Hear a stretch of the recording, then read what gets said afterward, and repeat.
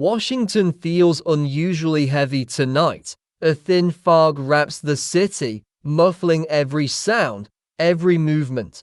It's past 3 in the morning, yet one building refuses to sleep. Lights are still on inside the White House.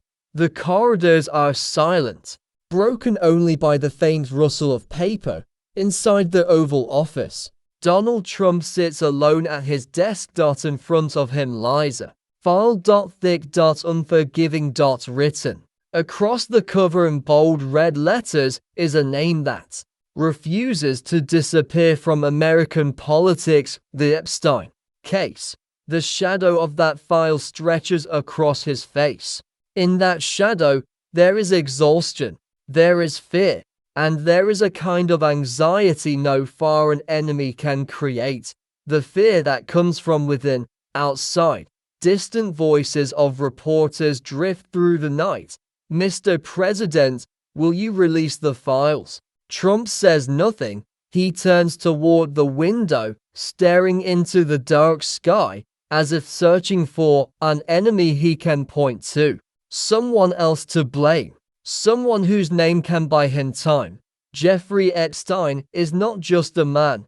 He is a symbol of money, power, influence, and silence, a web so vast that it allegedly touched politicians, billionaires, celebrities, and global elites.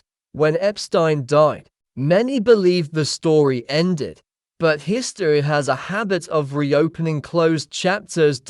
And now, pieces of that story are resurfacing, and Trump's name is being questioned, not proven, but questioned. In politics, sometimes a question is more dangerous than an accusation, because a weak president is a vulnerable president, and vulnerability in Washington starts a very familiar clock.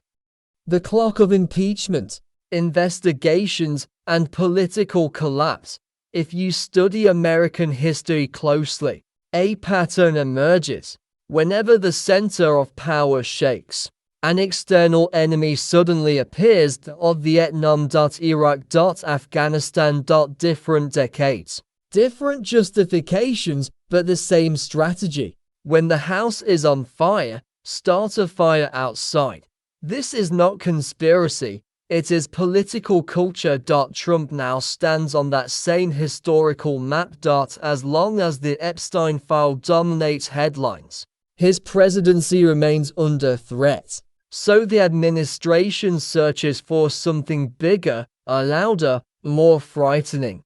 Something that can instantly redirect the national conversation. And that something has a name. Iran. Inside the White House, advisors call it attention redirection. The logic is brutally simple. People can't stare at one fear forever. Give them a new one. Suddenly, the language changes. Harsh tweets, warnings of national security threats, statements about military readiness. Within days, media coverage shifts. Epstein fades into the background. Iran dominates the screen. Maps appear. Experts debate. War scenarios are discussed. This tactic is not new. In 1964, the Gulf of Tonkin incident was used to justify the Vietnam War, an attack later revealed to be exaggerated, if not entirely false. Yet millions died, and political approval surged. In 2003, Iraq was framed as an imminent threat. Weapons of mass destruction were promised, they were never found. But the war happened anyway. The formula repeats. Create fear. Name a villain. Unite the nation under the flag. Trump's situation follows the same structure, with one key difference. This time, the war is not about ideology. It is about survival. A veteran Washington journalist once said, Trump doesn't want a war. He wants the fear of war. Because fear silences opposition. Fear delays questions. Fear buys time. Behind closed doors, the machinery is already running. Late night, lights in the Pentagon, military exercises leaked to the press, Anonymous officials warn